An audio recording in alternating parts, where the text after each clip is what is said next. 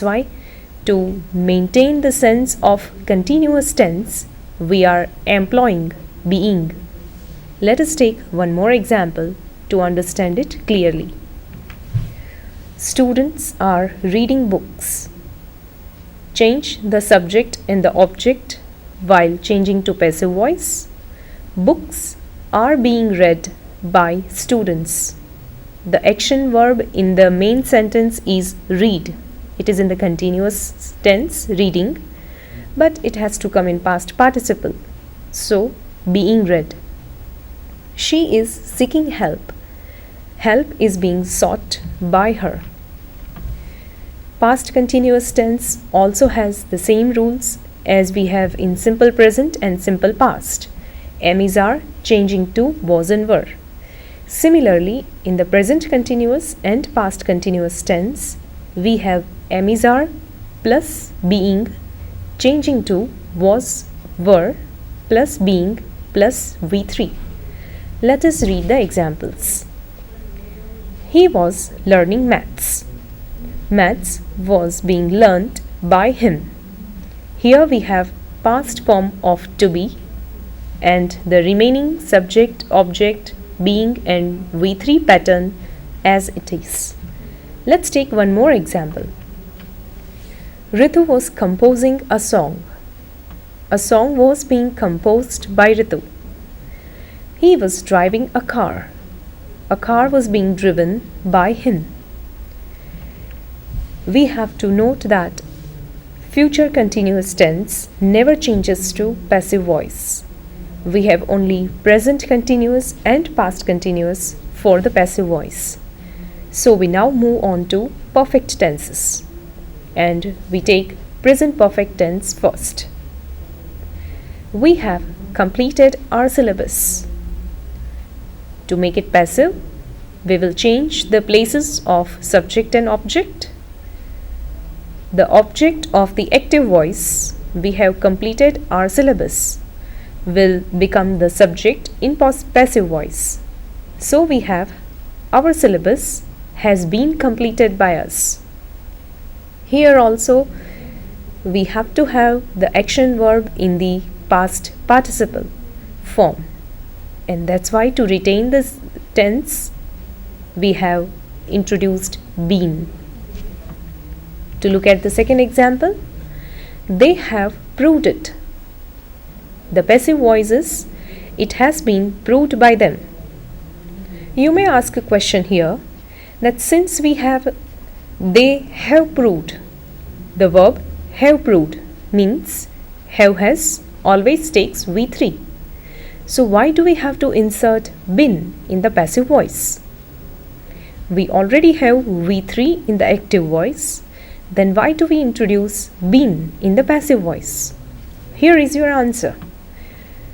Have plus V3 will indicate present perfect tense. Similarly, had plus V3 will indicate past perfect tense. If we follow the same pattern in the passive voice, it will not change the voice, and the passive voice sentence will also not be meaningful. To maintain the tense and also to maintain the voice, that is passive voice, we have to introduce been in the passive voice followed by V3. So, your third example, you have done a good job. A good job has been done by you. Let's go for past perfect tense now. Only one minor change will occur in the past perfect tense. In present perfect, we had have plus been plus V3 while making passive voice. In the past perfect tense, we shall have had plus been plus V3. As you can see in the example, Mehtas had visited the Taj before 5 years. The Taj had been visited by Mehtas before 5 years. I had purchased a new dress. This is past perfect. A new dress had been purchased by me. This is the passive voice of the past perfect. The indicator of the passive voice is been and by, change of subject and object. And the indicator of past perfect is had plus V3. Please read one more example. Smith had painted 10 pictures. 10 pictures had been painted by Smith. Future perfect tense. You will have completed graduation by 2015. Graduation will have been completed by you by 2015. Here also we have the same rule, will have and V3 indicating future perfect tense, and the introduction of been indicating passive voice and also maintaining the tense. The subject pattern is subject plus will plus have plus been plus V3 plus the preposition by plus object. Let's take one more example. You will have mastered English by next year. English will have been mastered by you by next year. They will have held the party. Party will have been held by them.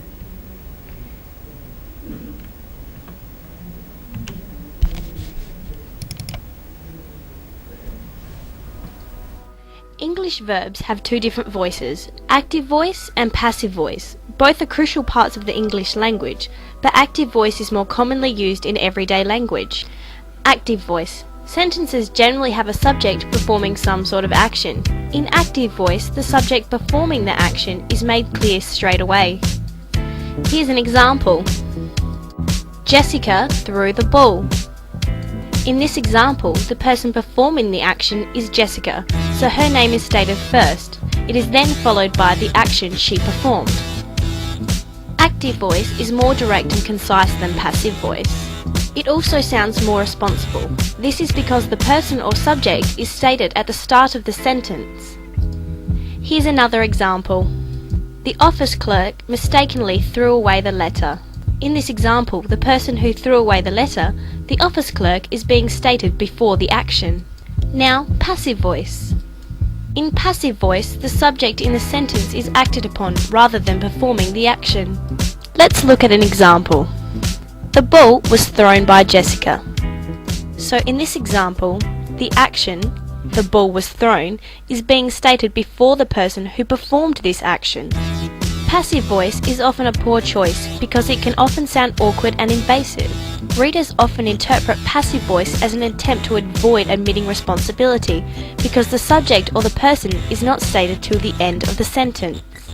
Let's check out an example. The letter was mistakenly thrown away by the office clerk. In this example, the action of mistakenly throwing away the letter is stated before the person who did it. Now you have a go. This sentence is in passive voice. You will be made well by this medicine. Now try changing it to active voice.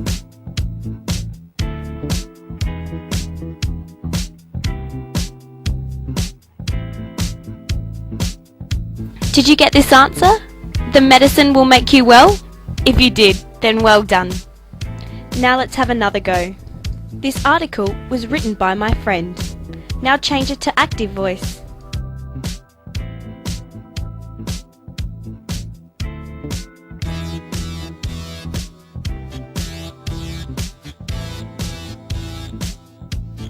Did you get this answer?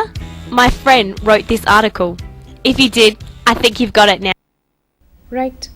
So, after looking at this video, you must have revised certain rules, certain sentence patterns of changing active voice into passive voice. The video also gave you a few sentences to practice on your own. To move further, we do not have the passive voice only of simple sentences. We have interrogatives, we have imperatives, we have sentences with prepositions, phrases, modal auxiliaries, so on and so forth. So let us now go for interrogative statements, the passive voice of interrogative statements. You can read the first example. which follows our rule number 4. Let us first read the example. Who took my pen? The passive voice is, by whom was my pen taken? We know that our rule number 4 said that when we have an interrogative statement starting with who, that means the subject is not known. In such a case, we change the subject who, or say the unknown subject who, to by whom. By whom was my pen taken? Example number 2. When did the train arrive? When was the train arrived? We have to note one thing here. When we have questions with do, does and did, to make them passive, the sentence will follow to be form of the verb. The interrogative with do, does and did will change to be form is, was, were in the question form of the passive voice. We have one more such example. Did she consult the doctor? Here also we have a question with did. To make it passive, we will begin the answer with, was the doctor consulted by you? We have one more example with interrogative do. Do you eat fruits? Once again, the do will turn to are in the passive voice. Are fruits eaten by you? Let's take some more interrogative for our better understanding. What are they doing? The passive voice is, what is being done by them? One may have a question here. The active voice sentence reads, what are they doing?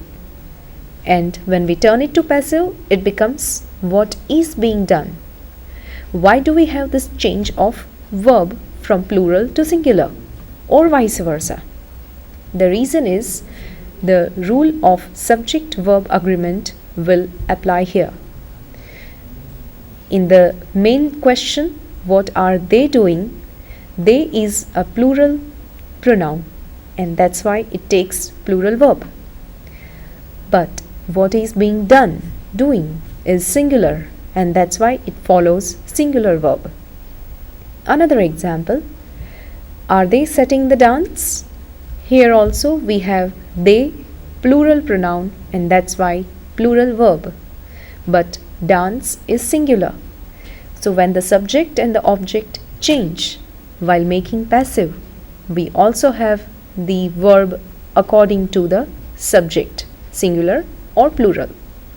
Hence, the passive voice will be, is the dance being set by them? Have you seen the gift? Has the gift been seen by you? Will they have repaired my umbrella?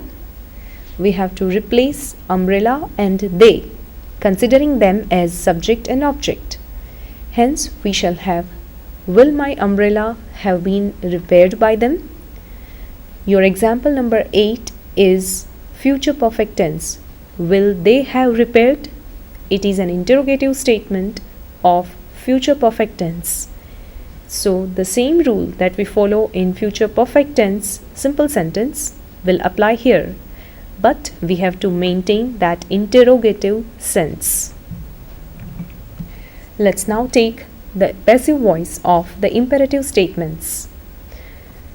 Imperative statements include order, command, threatening, etc. Sometimes also request. Here we have the sense of order. Close the window. When we have the imperative statement, then while making them passive, we shall have them in the sense of suggestion.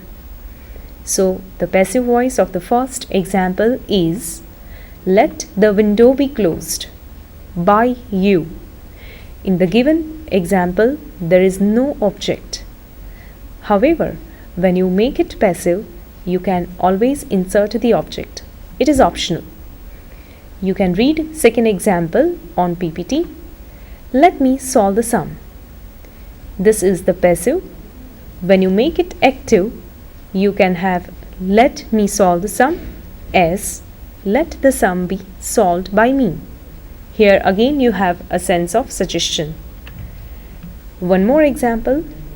Please maintain the silence. This is a request. Let the silence be maintained by you.